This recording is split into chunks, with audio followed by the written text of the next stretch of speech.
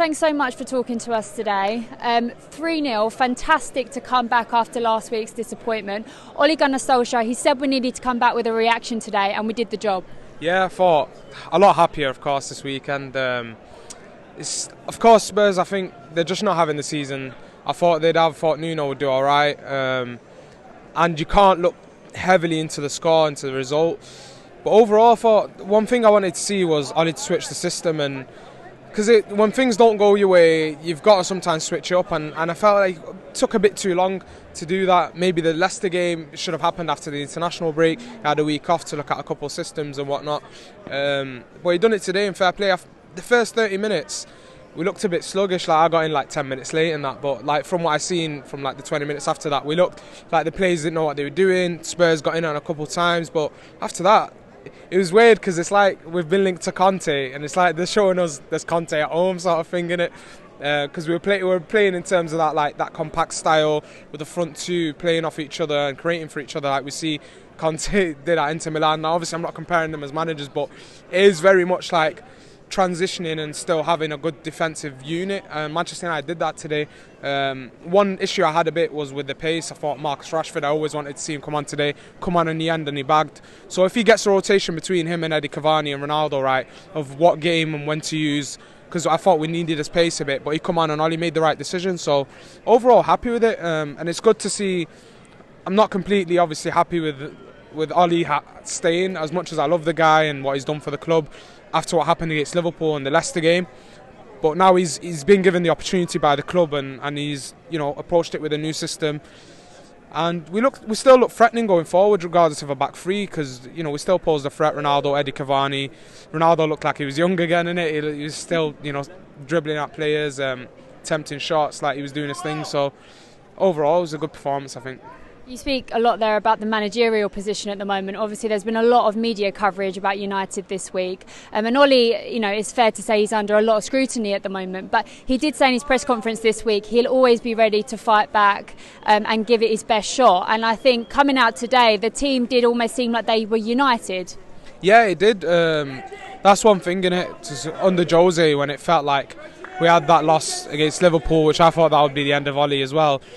He didn't really get the chance to bounce back, but towards the end I felt a lot of the players' heads went with Jose, and there's a few of those players that look like they're fighting out there for him. I mean, Scott McTominay, Fred today, much better than what I've seen from both of them compared to the past.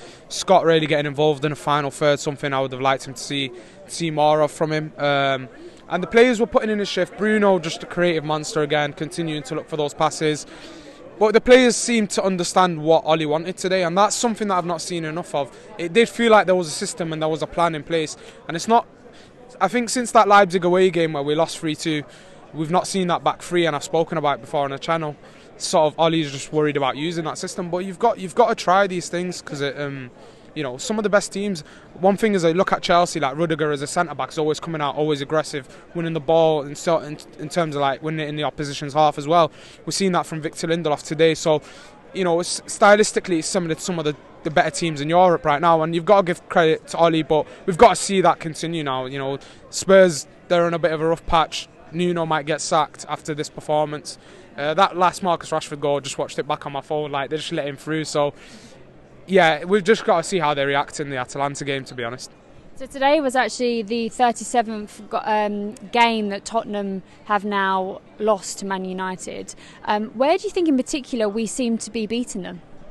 It's one of them, and it's probably the old saying from Sir Alex, it's only Tottenham. So we always seem to have some decent games against them. I know under Jose we lost a couple, but it's always a special fixture. I think even growing up, always watching it. I remember the 5-2 at Old Trafford.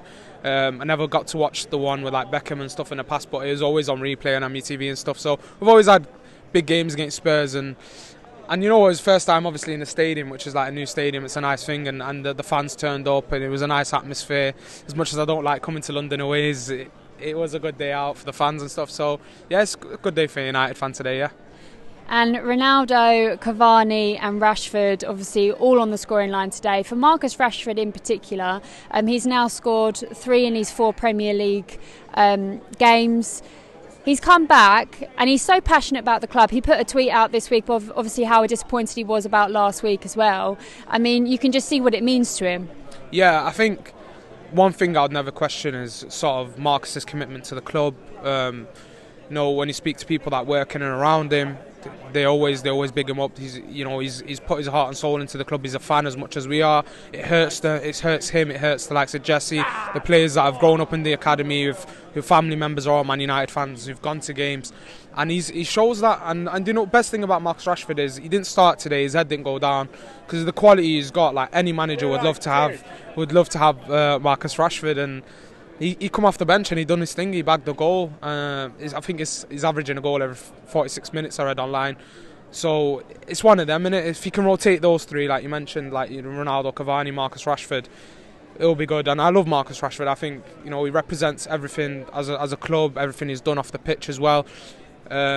Locally as well, where I'm from, Manchester, so he's a player that I really love, and what he's done for Manchester United, and if he continues to do it on the pitch, then he's got a big legacy that I could leave at the club.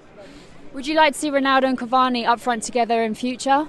I think against like the low blocks, maybe that's why Ollie thought, Nuno's teams have sort of got Ollie in the past at Wolves, and he might have looked at the game and gone, you need Eddie and Ronaldo, but the issue is breaking on teams. I think you'd need a Marcus Rashford. I don't know what the situation with Jadon Sancho is. You've got to give him some minutes, find a way to get him in. But for the time being, I think it depends situational, whatever game it is. But I'd prefer to have Marcus alongside one of those two, because you do need a player that's going to break on them. But when teams do sit deep, I'd understand having Eddie and Ronaldo. But in general, I'd build the system, and Marcus Rashford is at that age where you got to take him to the next level. We've seen Ronaldo at a similar age before he moved to Madrid as well, how he continued to elevate his game, and you don't want to stunt his growth because he's flying right now, already back fully fit for the first time in like a year or two. So yeah, overall good from Ollie, and let's see how we do. So we move up to 5th now after today's game. What would you like to continue to see moving forward? I think we just need to keep seeing that sort of midfield doing their thing. What they did today, doing their thing, I'm saying they've not done enough of it over the past year. But Scott McTominay, Fred, more of that, more aggression in midfield. But I think it's more a structural thing with United. I want to see that there's a plan, just like we've seen today. Like players understood their roles. They were winning the ball in the right areas. They were quick to second balls, especially in the second half and the end of the first half. Wan-Bissaka was a bit more progressive. I'd have to watch some of it back because it's weird when you watch it in the ground. But I felt like he was attempting a lot more going forward, combining with Bruno Fernandes. And it's just about the players buying into the plan and buying into the new system that Ollie is maybe trying to implement. Hopefully it's not just this game, and hopefully it's something that Manchester United have worked on in training, from what I've heard as well over the last couple of days. So hopefully it continues. Hopefully. Thank you.